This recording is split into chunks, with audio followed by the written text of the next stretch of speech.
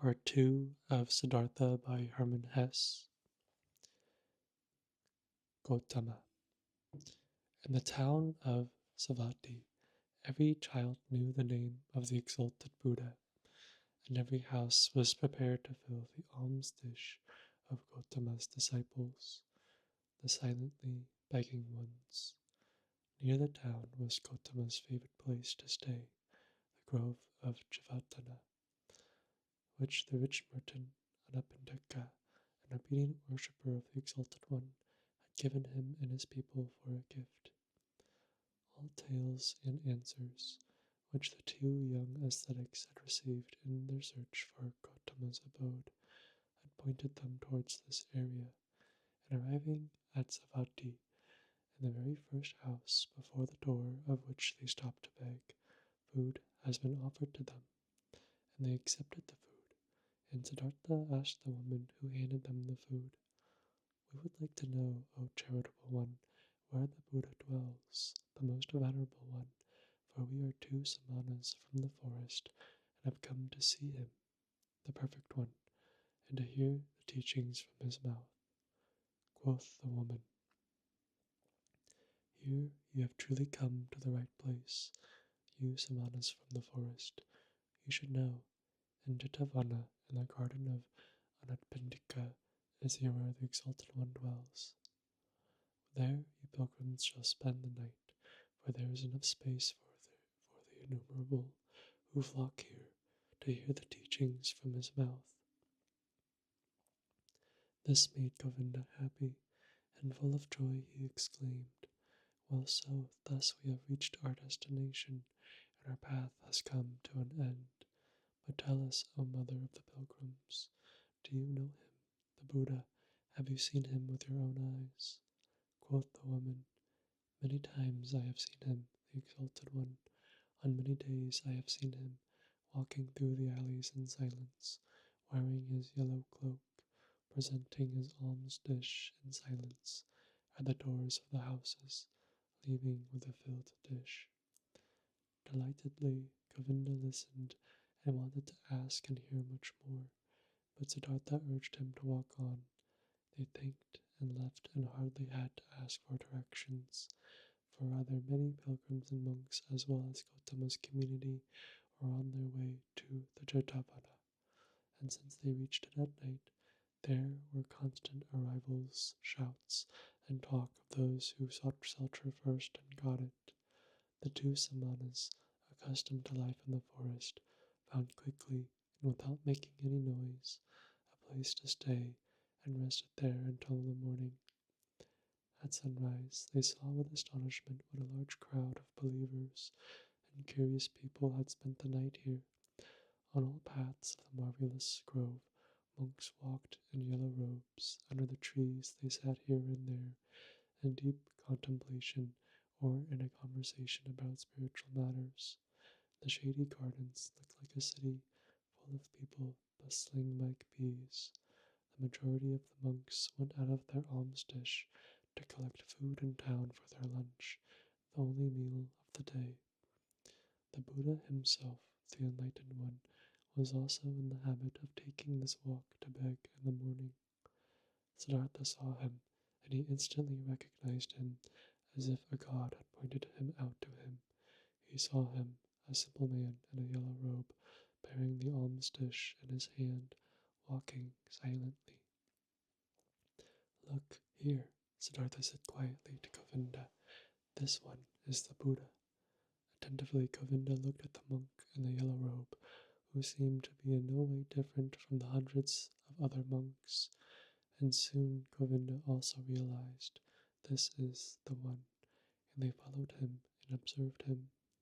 The Buddha went on his way, modestly and deep in his thoughts. His calm face was neither happy nor sad. It seemed to smile quietly and inwardly. With a hidden smile, quiet, calm, somewhat resembling a healthy child, the Buddha walked, wore the robe, and placed his feet, just as all the monks did, according to a precise rule. But his face and his walk, his quiet lower gaze, his quiet dangling hand, and even every finger of his quietly tingling hand expressed peace, expressed perfection, did not search, did not imitate, breathed softly in an unwithering calm, in an unwithering light, and untouchable peace. Thus Gotama walked towards the town to collect alms, and the two Samanas recognized him solely by the perfection of his calm, by the quietness of his appearance, in which there was no searching, no desire, no imitation, no effort to be seen, only light and peace. Today we'll be hearing the teachings from his mouth, said Govinda. Siddhartha did not answer. He felt little curiosity for the teachings. He did not believe that they would teach him anything new, but he had, just as Govinda had, heard the contents of his Buddhist teachings again and again, though these reports only represented second or third hand information. But attentively he looked at Gotama's head, his shoulders, his feet, his quietly dangling hand, and it seemed to him as if every finger of this hand was of teachings, spoke of, breathed of, exhaled the fragrant of, glistened of truth. This man, this Buddha, was truthful down to the gesture of his last finger. This man was holy. Never before Siddhartha had venerated a person so much. Never before he had loved a person as much as this one. They both followed the Buddha until they reached the town, and they returned in silence, for they themselves intended to abstain from on this day. They saw Gotama returning. What he ate could not have even satisfied a bird's appetite, and they saw him retiring into the shade of the mango trees. But in the evening, when the heat cooled down and everyone in the camp started to bustle about and gathered around, they heard the Buddha teaching. They heard his voice, and it was also perfect, was of a calmness full of peace. Gotama taught the teachings of suffering, of the origin of suffering, of the way to relieve suffering. Calmly and clearly, his quiet speech flowed on. Suffering was life, full of suffering was the world, but salvation from suffering had been found. Salvation was obtained by him who would walk the path of the Buddha. With a soft yet firm voice, the Exalted One spoke, taught the four main doctrines, taught the Eightfold Path. Patiently, he went the usual path of the teachings, of the examples, of the repetitions. Brightly and quietly, his voice hovered over the listeners like a light, like a starry sky. When the Buddha night had already fallen, ended his speech, many a pilgrim stepped forward and asked to accept it into the community, sought refuge in the teachings, and Gotama accepted them by speaking, "You have heard the teachings well, it has come to you well. Thus join us and walk in holiness to put an end to all suffering."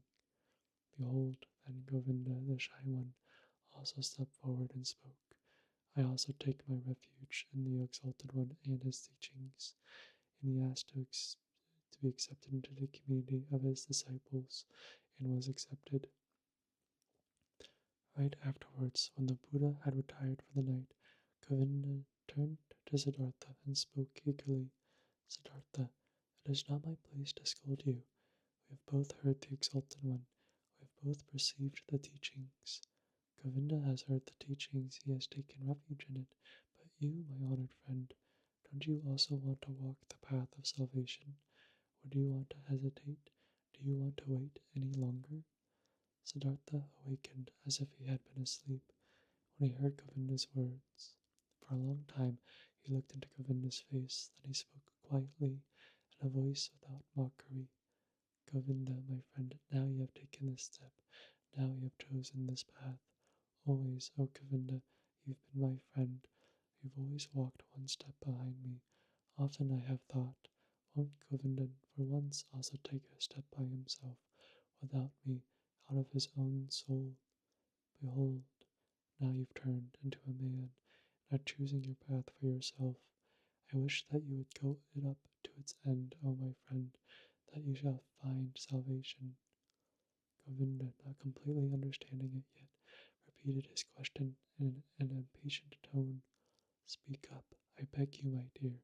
Tell me, since it could not be any other way, that you also, my learned friend, will take your refuge with the exalted Buddha. Siddhartha placed his hand on Govinda's shoulder. I failed to hear my good wish for you, O Govinda. I am repeating it. I wish that you would go up this path to its end, that you shall find salvation. In this moment, Govinda realized that his friend had left him, and he started to weep. Siddhartha, he exclaimed lamentingly. Siddhartha kindly spoke to him. Don't forget, Govinda, that you are now one of the samanas of the Buddha. You have renounced your home and your parents, renounced your birth and possessions, renounced your free will, renounced all friendship. This is what the teaching requires. This is what the Exalted One wants. This is what you wanted for yourself. Tomorrow, O Govinda, I'll leave you. For a long time the friends continued walking in the grove. For a long time they lay there and found no sleep, and over again Govinda urged his friend he should tell him why he would not want to seek refuge in Gotama's teachings, what fault he would find in these teachings. But Siddhartha turned him away every time and said, Be content, Govinda. Very good are the teachings of the Exalted One. How could I find a fault in them? Very early in the morning, a follower of Buddha, one of his oldest monks, went through the garden and called all those to him who had as novices taken their refuge in the teachings, to dress them up in the yellow robe and to instruct them in the first teachings and duties of their position. Then Govinda broke loose, embraced once again his childhood friend, and left with the novices. But Siddhartha walked through the grove lost in thought. Then he happened to meet Gotama, the Exalted One, and when he greeted him with respect, and the Buddha's glance was so full of kindness and calm, the young man summoned his courage and asked the Venerable One for the permission to talk to him. Silently, the Exalted One nodded his approval. Quoth Siddhartha, Yesterday, O Exalted One, I had been privileged to hear your wondrous teachings. Together with my friend, I had come from afar to hear your teachings. And now my friend is going to stay with your people. He has taken his refuge with you, but I will again start on my pilgrimage. As you please, the Venerable One spoke politely. Too bold is my speech, Siddhartha continued, but I do not want to leave the Exalted One without having honestly told him my thoughts. Does it please the Venerable One to listen to me for one moment longer? Silently, the Buddha nodded his approval. Quoth Siddhartha, One thing, O most venerable one, I have admired in your teachings most of all. Everything in your teachings is perfectly clear and is proven. You are presenting the world as a perfect chain, a chain which is never and nowhere broken, an eternal chain, the links of which are causes and effects. Never before this has been seen so clearly. Never before this has been presented so irrefutably. Truly, the heart of every Brahmin has to beat stronger with love, once he has seen the world through your teachings perfectly connected without gaps, clear as a crystal, not depending on chance, not depending on gods, whether it may be good or bad, whether living according to it would be suffering or joy. I do not wish to discuss, possibly this is not essential, but the uniformity of the world, that everything which happens is connected, that the great and the small things are all encompassed by the same forces of time, by the same law of causes, of coming into being and of dying. This is what shines brightly out of your exalted teachings, O perfected one. But according to your very own teachings, this unity and necessary sequence of all things is nevertheless broken in one place, through a small gap. This world of unity is invaded by something alien, something new, something which had not been there before, and which cannot be demonstrated and cannot be proven. These are your teachings of overcoming the world, of salvation. But with this small gap, with this small breach, the eternal, entire, and uniform law of the world is breaking apart and becomes void. Please forgive me for expressing this objection. Quietly, Gotama had listened to him unmoved. Now he spoke, the perfected one, with his kind, with his polite and clear voice. You've heard the teachings, O son of a Brahmin, and good for you that you've thought about it thus deeply. You found a gap in it, an error. You should think about this further, but be warned, O seeker of knowledge, of the thicket of opinions and of arguing about words. There's nothing to opinions. They may be beautiful or ugly, smart or foolish. Everyone can support them or discard them. But the teachings you've heard from me are no opinion, and their goal is not to explain the world to those who seek knowledge. They have a different goal. Their goal is salvation from suffering. This is what Gotama teaches and nothing else.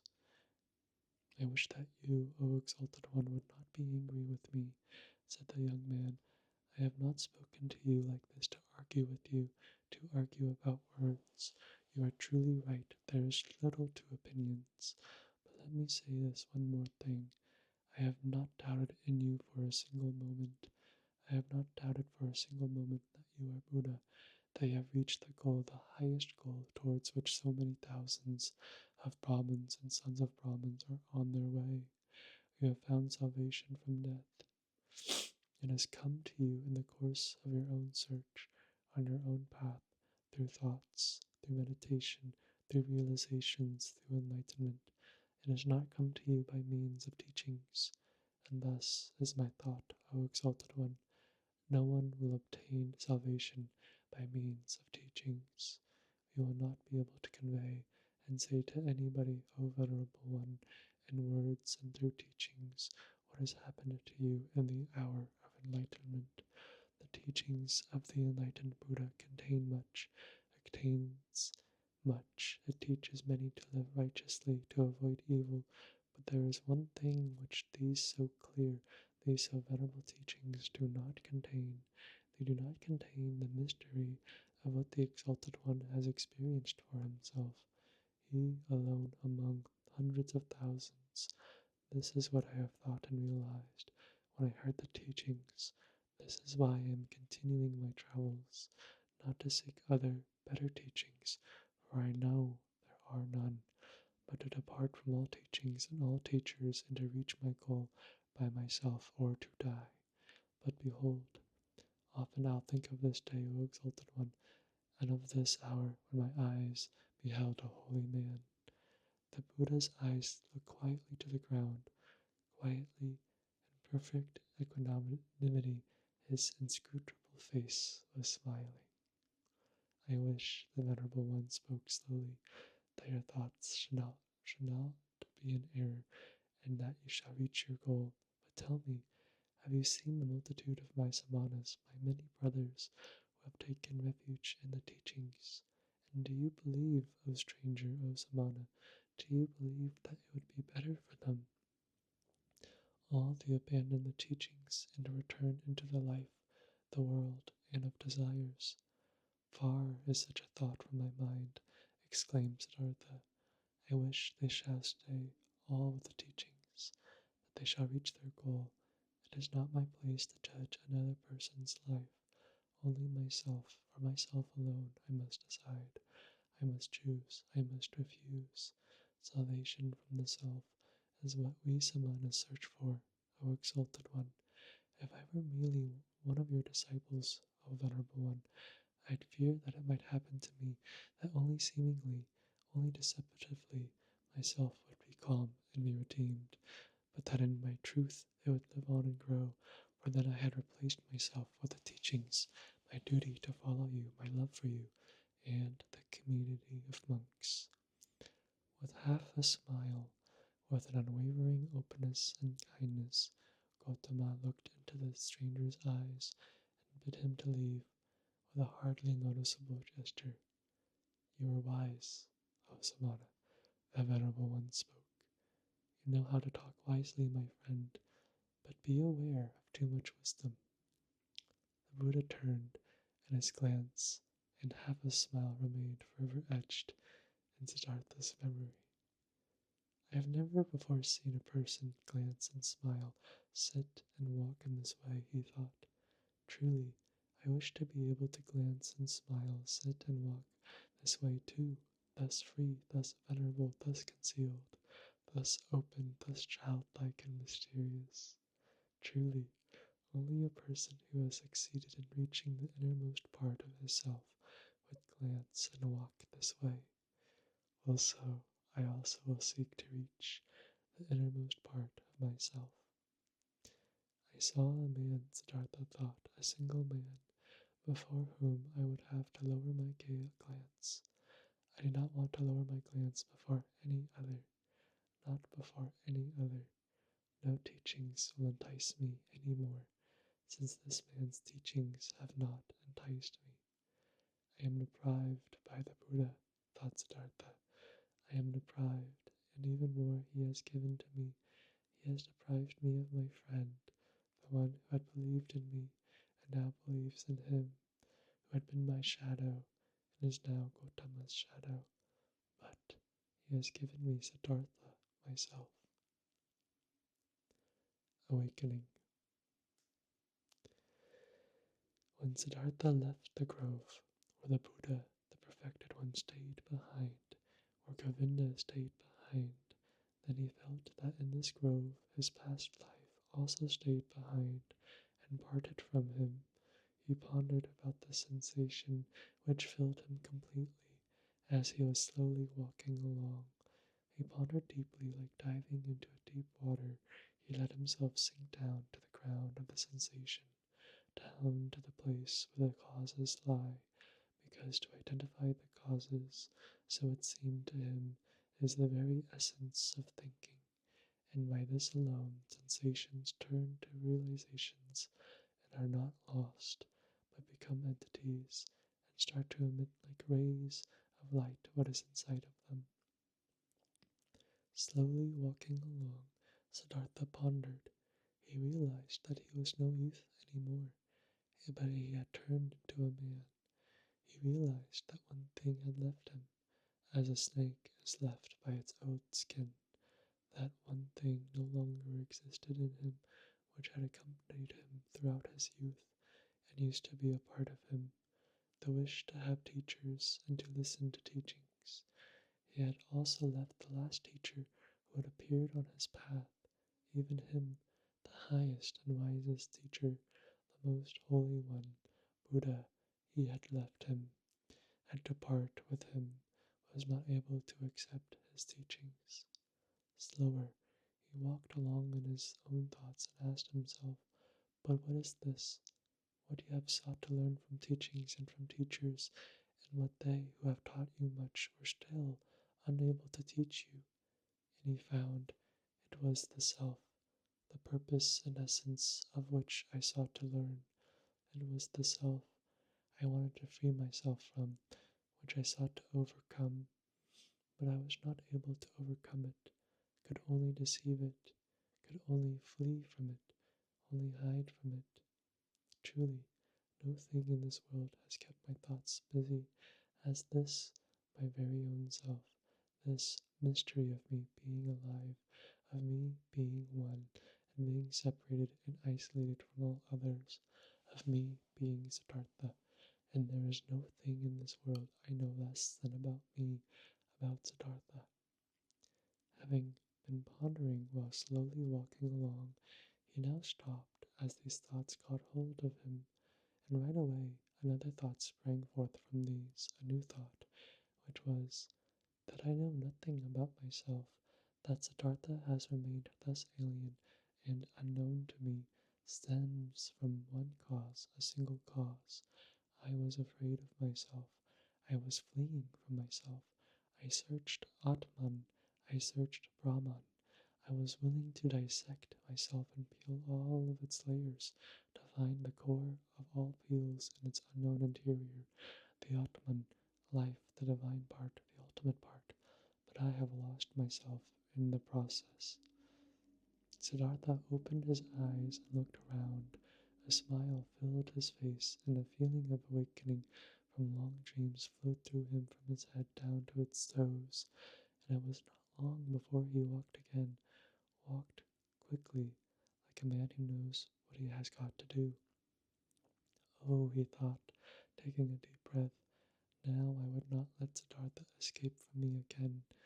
No longer. I want to begin my thoughts and my life with Atman and with the suffering of the world. I do not want to kill and dissect myself any longer to find a secret behind the ruins. Neither Yoga Veda shall teach me any more, nor Artva Veda, nor the aesthetics, nor any kind of teachings. I want to learn for myself, want to be my student, want to get to know myself, the secret of Siddhartha. He looked around as if seeing the world for the first time. Beautiful was the world, colorful was the world, strange and mysterious was the world. Here was blue, here was yellow, here was green. The sky and the river flowed.